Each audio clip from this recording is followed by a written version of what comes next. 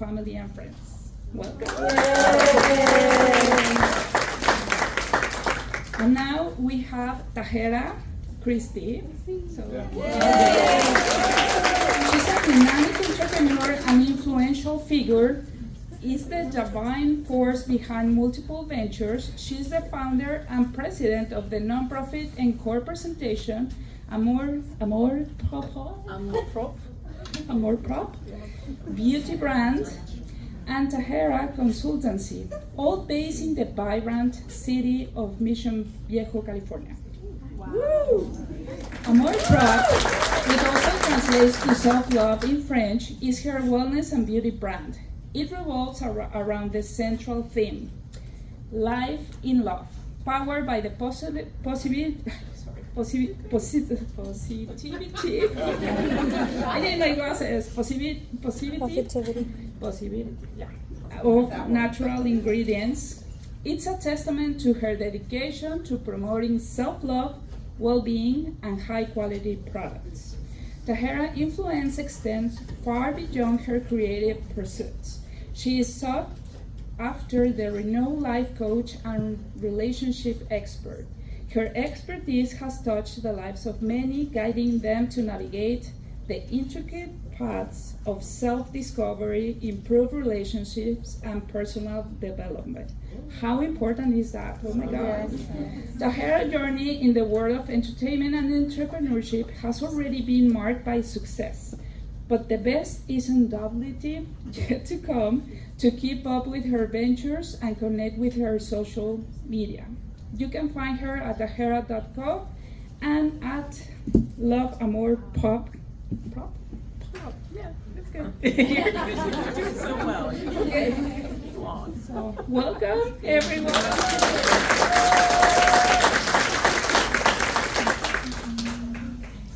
So we are gonna start.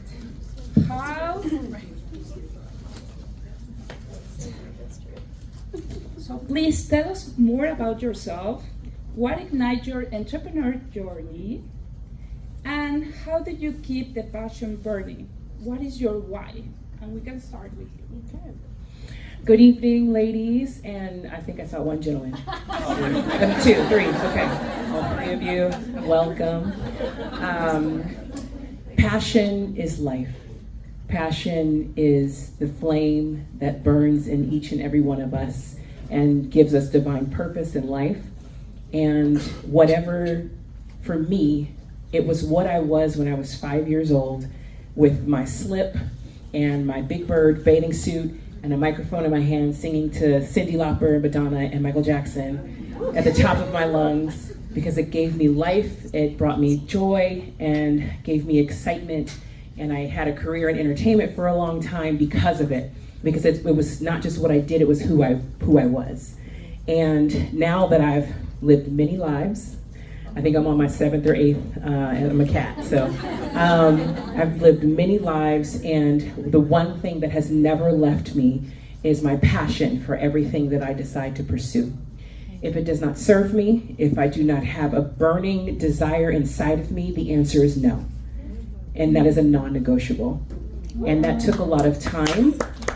That's okay. It took a lot of time for me to accept that aspect of my womanhood, because in my womanhood, that is my power. I'm a mom, I'm a wife, I have 4 children, and to tell my children no is almost a stab in the heart. To tell an employee no is a letdown. To tell a friend that I can't be present for whatever reason doesn't feel good. But I'm not in this life to feel good all the time. I'm in this life to produce passion toward my purpose. And so everything that I do has to have an outcome that I am satisfied with, because I know that I've given all that I have. And the businesses that I run currently, I wake up every day excited to inspire and encourage someone to be excited about who they are and why they're here, because so many of us just don't know. And so it's exciting to make sure that alarm is set, girl, because clearly, if it ain't Jesus calling, shut it down. I'm just kidding. But I'm passionate about technology too, so I get it. It's a double-edged sword. I say that all to say, whatever it is that you decide to do, ensure that you are excited to wake up every single day to do it. Because if it's not exciting, you will not sustain it. And the key to success is consistency. And it's hard to be consistent when you don't have desire. So marry those two and you'll be successful.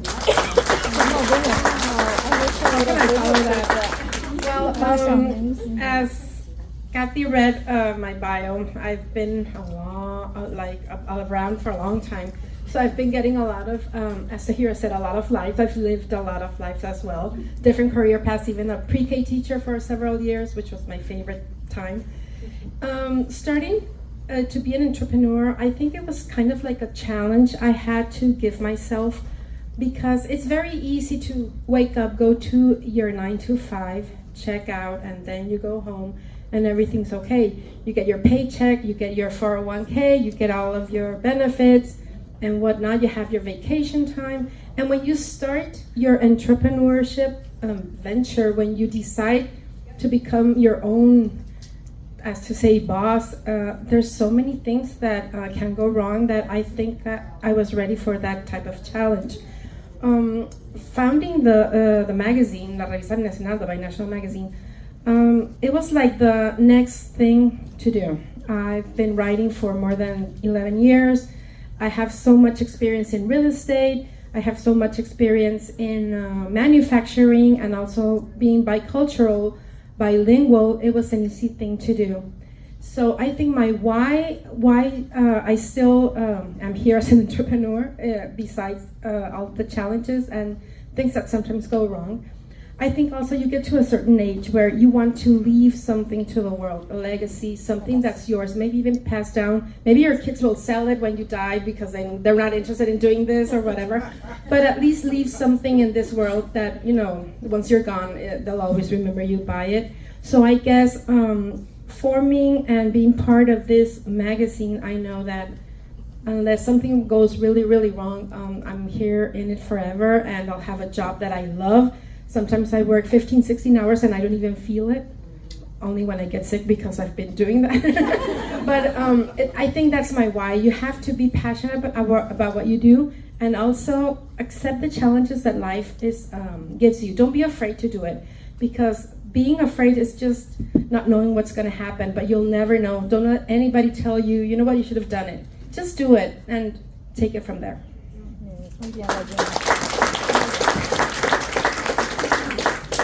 So I would say my passion initially came from I can do it better than you, was where my passion honestly came from. I sort of similar to what you did. At 3 years old, I knew that I wanted to be a doctor, and then I was in that system that was not serving me. And so I sought out other ways in order to help my own health and in order to support the health of my family and my friends and other things like that. I actually had a hard time passing. There's 3 sets of exams you effectively take, and when there's this first set of exams, I couldn't pass it, and my friends were like, Erin, you've been our doctor since you were 18 years old. Can you please go pass this test so we can legally see you? But where I am now is not in a place of trying to do it better. I'm in a place of actually being in a deep inner knowing, of actually sitting with my thoughts and sitting with my purpose and trying to make a decision. Like you were also saying, no is actually saying yes to myself, is where I am trying to move from. And also, you can't, like, the whole analogy of, like, you can't give from an empty cup, like, you can't even give from the saucer on the side sometimes, actually. There is sometimes nothing that you can offer someone else until you actually truly live in alignment with yourself.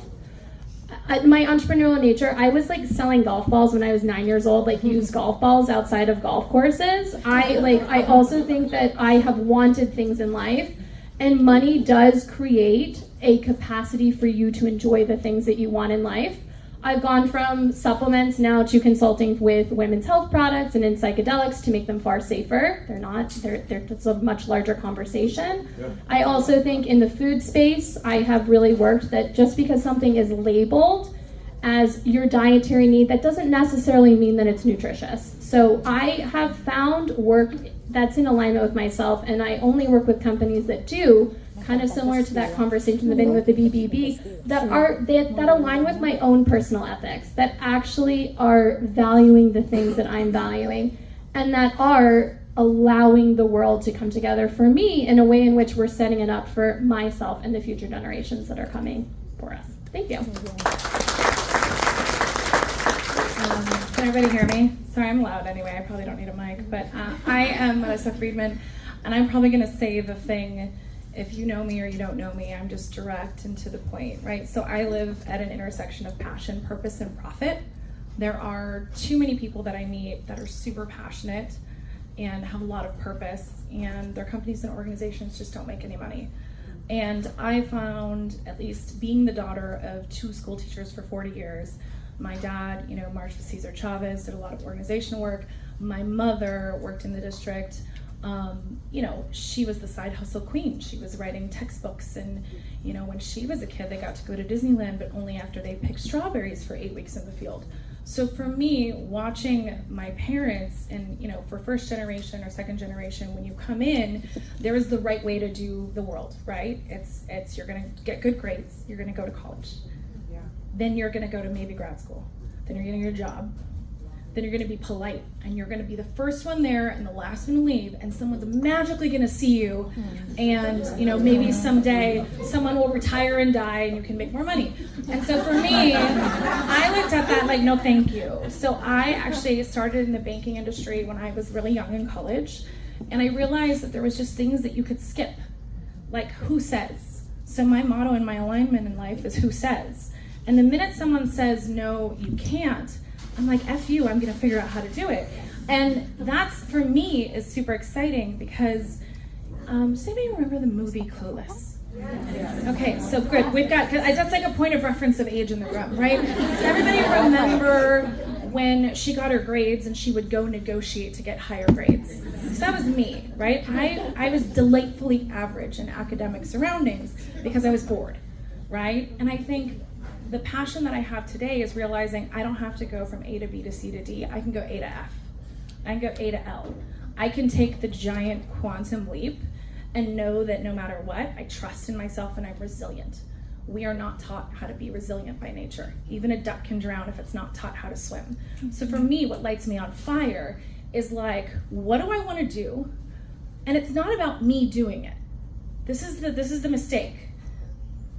It is about who do I know, or where do I meet the people that can help me accomplish my vision.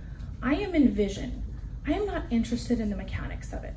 I am not interested in hustling, grinding, team no sleep. I need lots of sleep, right?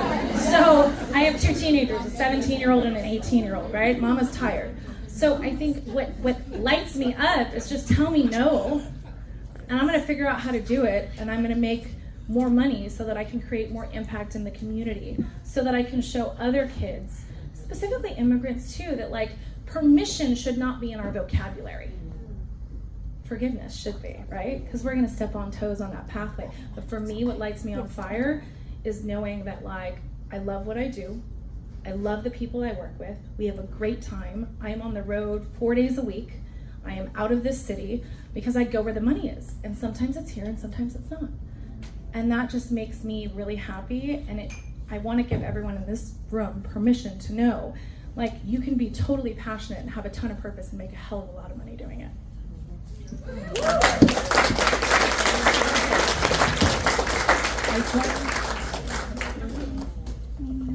Hello.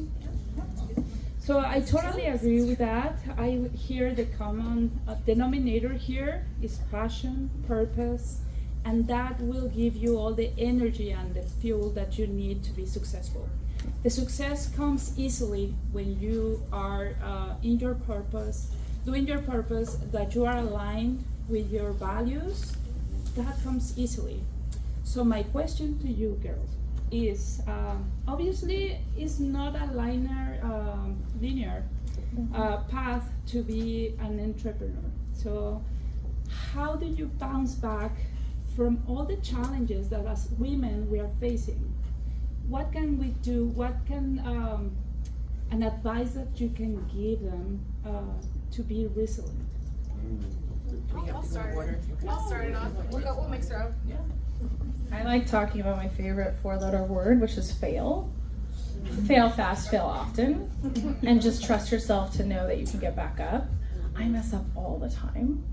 I don't know the answers to everything. I think sometimes there's that voice in our head that tells us no, and fear and excitement are on that same line, right? So we have to sometimes feel the fear and do it anyway, right? I would say the goal is when it doesn't go your way. You know, I worked in corporate for 5 years in the business intelligence and analytics space. So tech bros, right? Lots of tech bros, lots of vests and plaid. And what I can tell you is you learn so much too being an observer. So the challenge to you too is when you're in a situation that's very adversarial, you know, a lot of times I'm the only woman in a room. I'm the only person of color in a room, right? I could put that in my backpack and be all angry, or I could just sit back and watch people. You learn 10 times more by listening than speaking in those situations.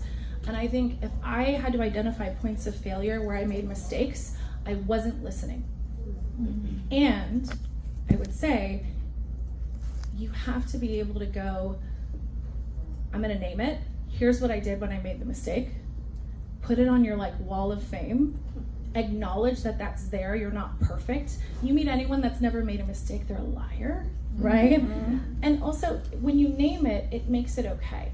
It makes it okay, that didn't work out the way that I wanted it to, but trust yourself and trust yourself to know that even though you might feel fear, you could actually be really excited and you're missing it. And who overthinks? Does anybody in here overthink?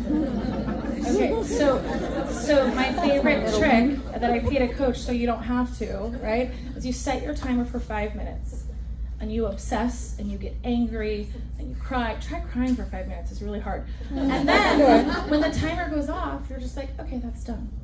That's a tactical thing to remove it out of your brain and allow you to move on to the next thing.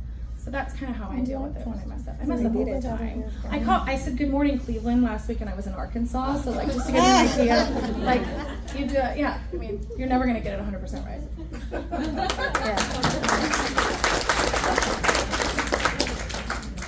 I love the idea that resilience doesn't come from lighting the same flame. Resilience to me comes from actually taking care of your physical needs before you actually go higher up. You know, we talk about these different Maslow's hierarchy of needs and all the things. You cannot do anything as an entrepreneur if you get into that grind of entrepreneur of I have slept less than you, I have eaten less than you, I have spent more money than you, I have a better car than you, I don't have anything, I am hustling, I am grinding, I am doing all these things. Alignment comes from taking care of your needs. That is sleeping, eating, having healthy bodily functions. That is a loving community. That is, if you so choose, a relationship. That is taking care of yourself. That is, from that place, you can actually be resilient. You can't be resilient when you are so spread thin. You can't do anything. So working on those basics is always great. And then also, it's totally okay to not get into that trick of thinking that resilience actually comes from trying to keep it up with the entrepreneur. The real entrepreneur, there's a book, I can't remember the name, it's The Millionaire Next Door or something like that. Those people are not talking about it. Those people are living in alignment, they know who they are, they enjoy themselves, they enjoy their businesses, and they're not talking about it. They're doing, they're not talking about it.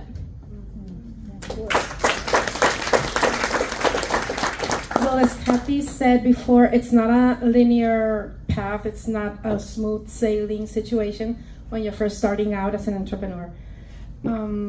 You have to be surrounded by a good team that catches your mistakes and lets you know beforehand, you know what, you're blowing it here and let's do this here. And always have somebody that has your back. And I think that's very important for you not to continue within the mistakes you're doing. Other than that, once you get everything, you jump over the hurdles, there's bumps on the roads, you go around them or you figure it out. Then it's smooth sailing for a little bit, but then guess what? Sometimes your business needs to expand. So then it's starting all over again, because even though you already handled everything, it was smooth sailing, you now need to grow, and growth comes with growing pains. It comes with the same bumps or bigger bumps or whatever. Sometimes as a woman, I'm very emotional, so as a woman, we sometimes have to make decisions that are, that are hard, especially like if you have to let go of somebody on the team because they won't take you to the next level or whatever. It's hard, and sometimes you have to start thinking for the company, not for yourself or personal, and just start seeing that if you really want to grow, you're going to have to make take a lot of decisions, and decide hard decisions that will take you to the next level. So if you continue without any problems, then you're doing something wrong. You need to grow. There has to be bumps on the road for you to really know that you're going somewhere. So I guess just surround yourself with a good team, take your time with making those difficult decisions, and once you're smooth sailing, think of a way to look for those bumps on the road again and grow. So the word that keeps coming up in my spirit is grace. And I think as women, we provide it, we don't accept it nearly as often. And my entrepreneurial journey was very unique in that I did not go into business to go in business. It was very accidental. There was a whole pandemic. I had 4 kids to feed. We made a lot of pizzas, cakes, and pies. I was getting fat, and I was like, I gotta make something I can't eat. And then my mom, who watches way too much news, said, you need to make hand sanitizer. And I was like, okay. Had all the ingredients, put it on Etsy, sold 110 the first day, had $20,000 in my bank account by the end of the month. I didn't mean to go into business. I didn't know what I didn't know. And yet here I was, a business owner.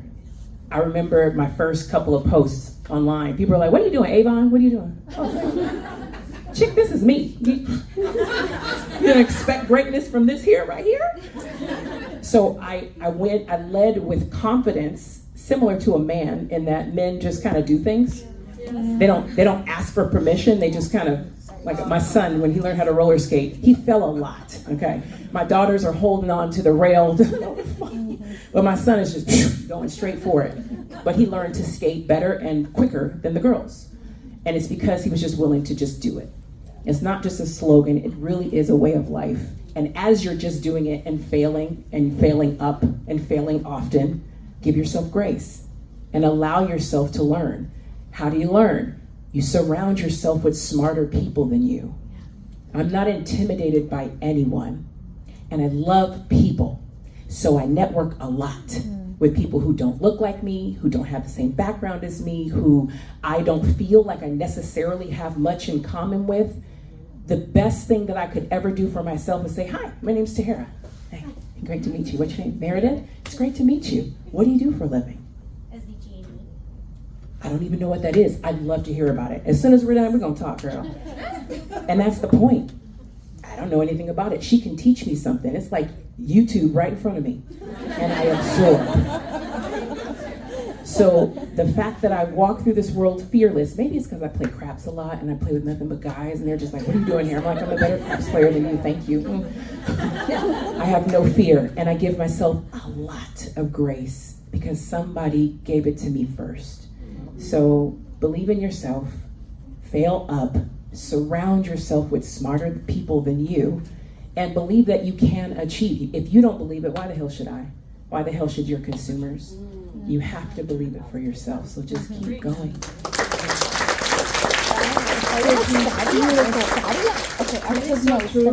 We are very hard with ourselves, especially as women. So we need to be kind with us. We need to be our best friends. So be kind with yourself, please, always, always.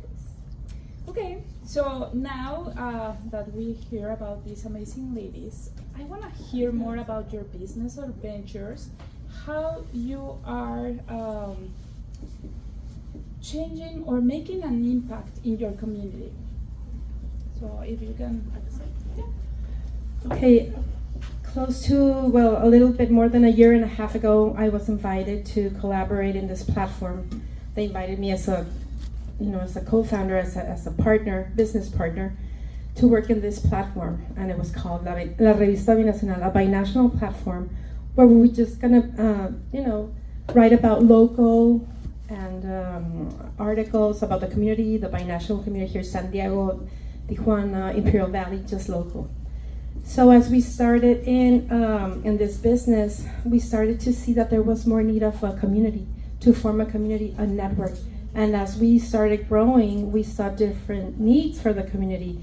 We needed to promote our being a minority-owned business. We needed to establish that there are so many wonderful stories that need to be told. So we practically became storytellers of success stories. Latino excellence is one of our trademarks of La Revista Binacional. So we tell the stories of people that maybe started with a very different background and then continued with resilience, working their way up. There's so many stories to tell, and also so many stories of big corporations in the United States that help minorities. It's not just a Latino-based audience. It's also corporations and businesses that need to unite with those Latinos and those Hispanics that, after all, we're just one big happy community. So we need to really embrace that, tell the stories, and we started growing. We thought we were going to grow, all along the border, Mexicali, and then all the way Arizona, Texas, all the border. But then the business and life and our networking, it took us to other different cities. So now we're in LA, we're in Riverside. We just opened in Baja California. We opened our first one in Las Vegas, and next summer we're going to Phoenix, El Paso, San Antonio. So we are growing and expanding and telling stories everywhere. And not only is it a magazine, it's a community where we are uniting not just Latinos, but also businesses and other people in the United States that want to belong to this community as well. Yay!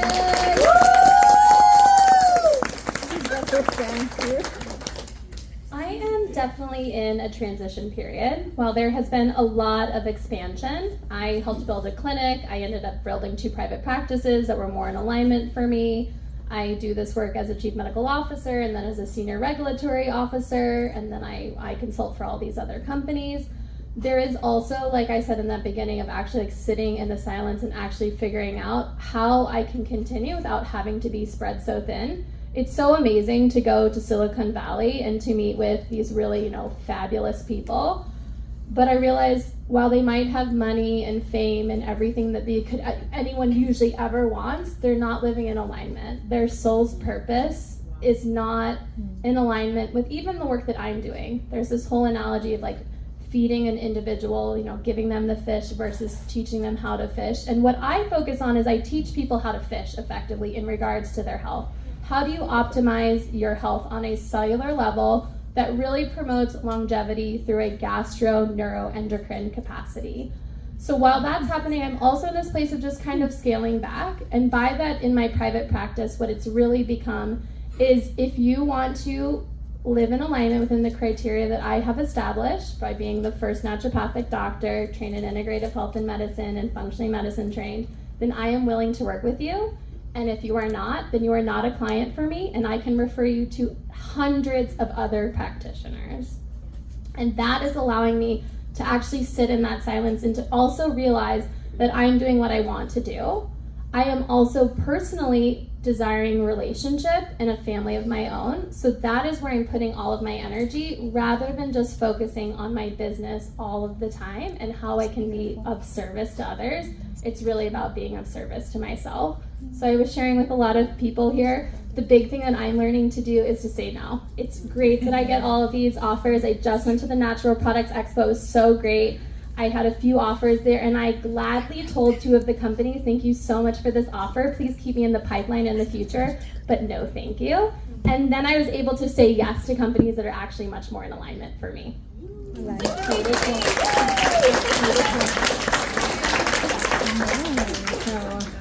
I'm trying to think of the diplomatic, non-offensive way to say it. Say it. Anybody that knows me, I'm a little bit like a shot of espresso. There's no cream and sugar, right? Go ahead. Love it. So for me, I think I run my business like Tinder, right? It's a yes or a no. There's no maybe, right? And I can say that because that's where I met my husband, right? So it's yes or no. And if it's not a yes, then it's a fuck no. pardon my language, right? With However, 3 drinks. that being said, in December of 2019, it was a very interesting time. I was traveling a lot to Asia, if anybody remembers what December 2019 was all about. And I started noticing my sister owns a bakery down in Chula Vista. And what I noticed for a lot of my brick and mortar business owners was that they were getting pushed out of the neighborhoods and the communities that we grew up in. I grew up in Southeast San Diego, right? We made it big when we moved to Serra Mesa, then we made it bigger when we made it to Terrasana, right? And it was just what success looked like growing up is people leaving the community and not coming back, right? And I just remember thinking, like, there's got to be a different way, right? I got to find this, and I love puzzles.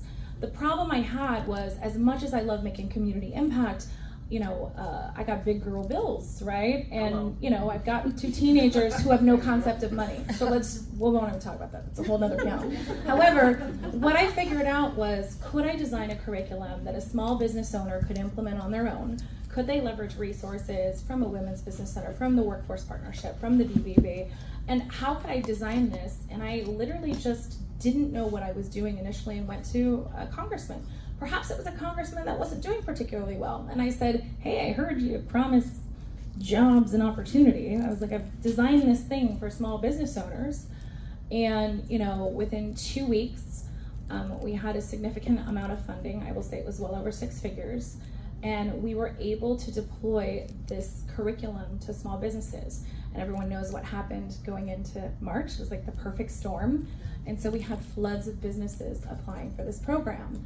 And it was great because I got to get paid for my expertise, right? I didn't have in my backpack, how many people wear this backpack? And in the backpack is, oh, you're a woman, you're a mentor, you're a sister, you have to get back to your community, you can't go above your raising, all these different things people put in our backpack. And I'm like, I'm gonna put the backpack down because we all have baggage, right? For some people, it's under the seat in front of us. For some people, it's up above. For some people, it's checked in under the plane. You don't know how much baggage people have. But what I knew is that we all deserve to be compensated for the work that we do. However, if we keep reinforcing the narrative that that is not possible, or that it's not available, or that people are gatekeeping us, then guess what happens? Then it's not possible, it's not available. I had never talked to a congressman before. I said a lot of things that I probably shouldn't have because I was too dumb to know not to. But then what we did is took that program and we've duplicated it in 26 cities across the country with the same approach. So for me, that feels really good because we're getting paid our worth. I'm able to share the work with other men and women that are experts in their field. And these businesses aren't getting pushed out by developers and people coming in. And that feels really good to me because that means that your favorite coffee shop is still there. Your favorite dive bar is still there. You know, the gas station with the guy that's non-branded gas, that's got all the weird stuff in the convenience store and a weird farmer's market on Saturdays is still there. And that feels really, really good, and it should. However, I will say, in the quest to give back to your community, make sure that you take care of yourself. It is not an either or, it is both, right? Because what can happen is people start putting more in your backpack, and that backpack gets heavy. And then you feel stuck, and you feel like you're not getting treated fairly, and guess what happens? When you feel like you're not getting treated fairly, what's gonna happen? You're not gonna get treated fairly. So for me, the impact comes in solving problems, looking at the community, creating tangible things that you can touch, right? I love going off-brand coffee shops. I love it. I love taking my husband to a brewery. I also love being able to go into a neighborhood and see people stay and not get pushed out. And I think that for any of us, you know, that's the thing that lights me up. But remember what I said, passion, purpose, profit. If it's not there, then I'm not really interested. I'm not interested in someone else benefiting 100% of the time from me. And I would just add to that, you know, in my practice currently, you know, I only work Tuesday, Thursday, Fridays. I will do special things for people that ask on a Monday or Friday, but it's just proof you can do whatever you want, so.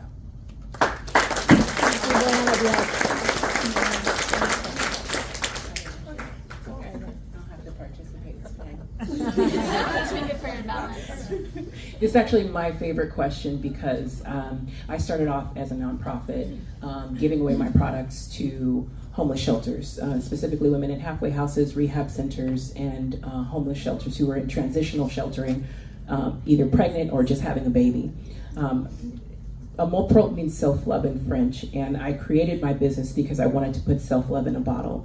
I wanted to give the passion that I have for specifically women who are forgotten and lost and don't know their worth. And I wanted to put my words in a bottle. So all of my packaging has something inspirational, motivational, and I changed that and turned that into a for-profit business because suddenly we had success and suddenly I had to, which has been great. It's been a beautiful blessing. So I get excited about giving things away. So this is a great time for me to pause and let you guys know that I have giveaway products here. I'm an author. I've written 5 books. I have 2 of them here. I'm giving away, I think, 6 books, a candle, and several jars of yoni oil. So for the girls who don't know yoni, that is your vagina. And, my yoni oil is the #1 best-selling handmade body oil on Amazon. So you would want to get a jar of this in your purse.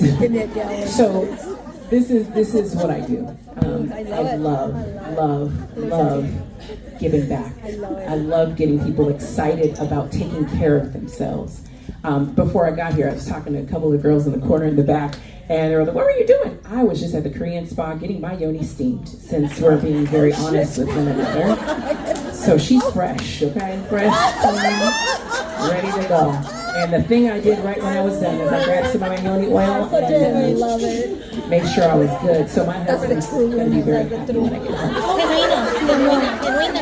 So I'm so excited to be able to be in the position to give. To give is to receive. And I don't give because I receive. I give because it's in my heart. You'll never get me on like guilt. You just won't. I give because it's literally inherently in the fiber of my being.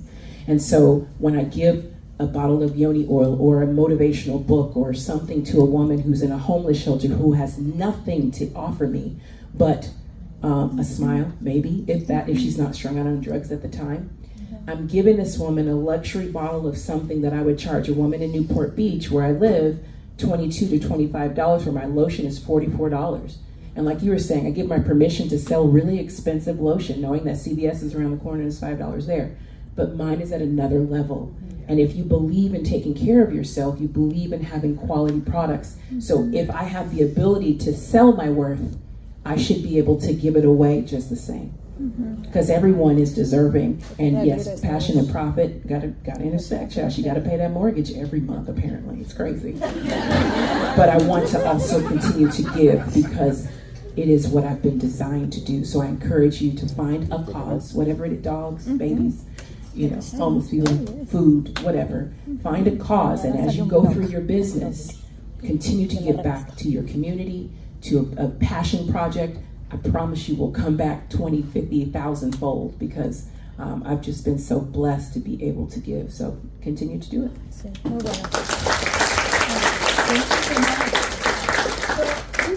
This question can answer anyone here, not all of you. So if you can jump. So this is a technology question. So please, can you share some program, technology, or something that you are using to leverage your business and to put it out there? I'm like the nerd, so we can. Okay, fine. First, and then I'll. Okay, perfect. Well, we are a platform, so we have our website, and we have decided to, not decided, but we have to be ADA compliant. So now that you're starting your business, you need to really check out that. You need to start being compliant with ADA requirements of the government because we need to include everyone. We also have it in audio and in all of the threshold languages that our San Diego County is working on, so it's 10 languages.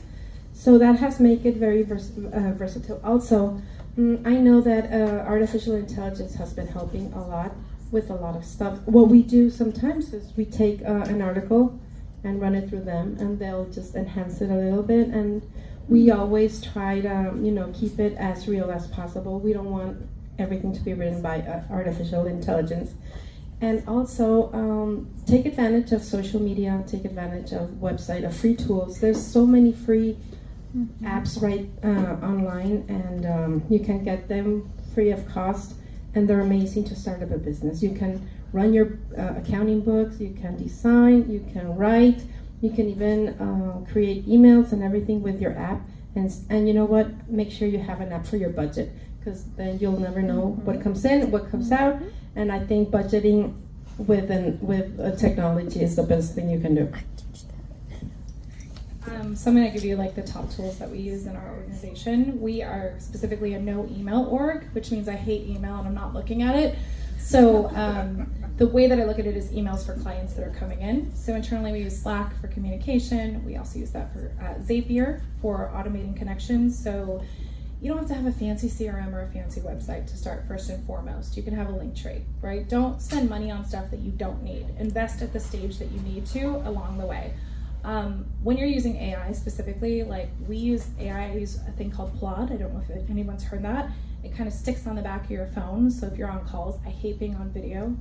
So I'll be on calls, and what it will do is it'll note take from my call, organize it, create the action items and the to-do list that need to happen, and then we can send that out. So that requires me to do like 1% of the work. We use tools like Asana and Trello to task track, so that the right people are getting assigned the right thing. What we project manage in, we don't comment. So Slack is for talking, and then our project management tools are for project management. That eliminates a lot of anyone get CC'd to death? I'm like not interested in that, right? So, and then every founder, you should always have like your forward-facing email, and you should plan like you're gonna have a VA and have a secondary email that really is the stuff that you need, so that you plan on handing it over. The other thing that I would recommend that's a really fun tool for anyone that's trying to get those cool videos online and reels, there's two. One is called Munch.